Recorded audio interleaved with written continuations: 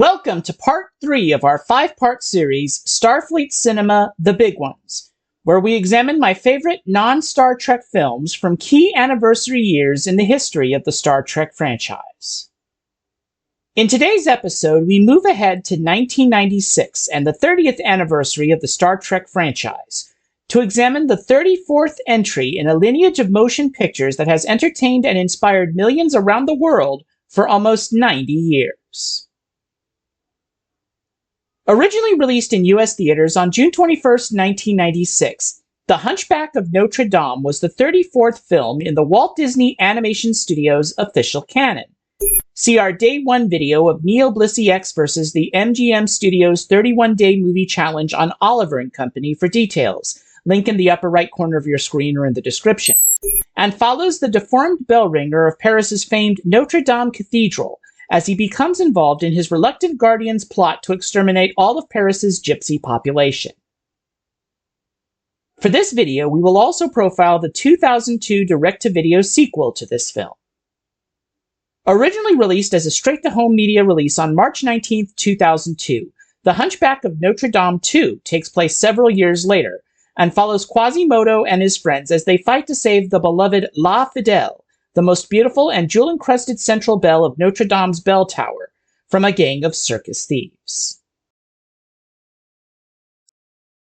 Born J. Scott Greenspan in Newark, New Jersey, United States on September 23, 1959, Jason Alexander guest starred in the 5th season Voyager episode Think Tank as Kuros, head of the titular group. Then for Star Trek Prodigy, Alexander voiced Noom, the Tellarite Doctor on the Dauntless, and later the Voyager A. A list of other characters Alexander voiced for Prodigy can be found at the link in the pinned comment below. For The Hunchback of Notre Dame, Alexander voiced Hugo, one of Quasimodo's 3 gargoyle friends, in both speaking and singing forms. Alexander would reprise the role in The Hunchback of Notre Dame 2.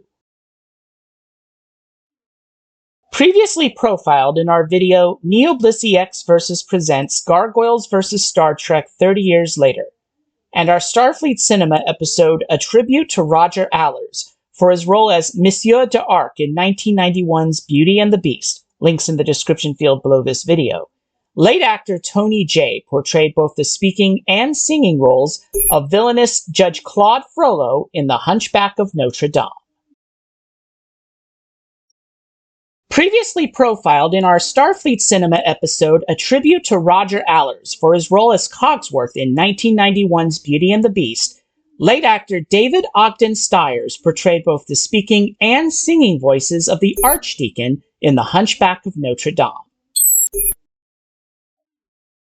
Stiers was replaced as the voice of the Archdeacon in The Hunchback of Notre Dame 2 by Jim Cummings, who we profiled in the videos in our NeoBlisseyX vs. Presents Starring Jim Cummings playlist. You can find a link in the upper right corner of your screen right now or in the description field below this video. Previously profiled in the videos found in our NeoBlisseyX vs. Presents Starring Frank Welker playlist. Link in the upper right corner of your screen right now or in the description. Frank Welker provided the voices of a baby bird who is helped by Quasimodo at the beginning of the film, and Djali, the pet goat and friend of Esmeralda in the original The Hunchback of Notre Dame. Welker would reprise the role of Djali in The Hunchback of Notre Dame 2, while also taking over the role of Achilles, the loyal horse of Phoebus, from fellow voice actor Bob Bergen. Now, let's take a look at 2 actors whose characters exclusively appear in The Hunchback of Notre Dame 2. Born in Los Angeles, California, United States on April 10, 1988, Haley Joel Osment provided the voice of Lieutenant Junior Grade O'Connor in the 1st season Lower Decks episode Moist Vessel. Osment, best known for roles in films like Forrest Gump and The Sixth Sense, portrayed the voice of Zephyr, the son of Phoebus and Esmeralda in The Hunchback of Notre Dame 2.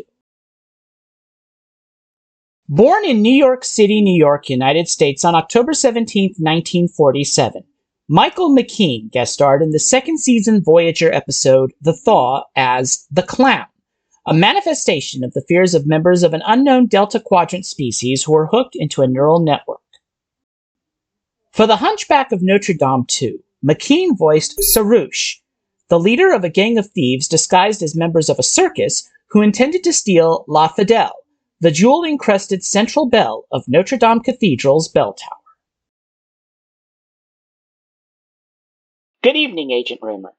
Your next mission, should you choose to accept it, is to jump ahead to 2006 and the 40th anniversary year of the Star Trek franchise by profiling those Star Trek personnel who contributed to the mission code-designated MI3. Next time on Starfleet Cinema, The Big Ones, Part 4, Mission Impossible 3. Don't miss it.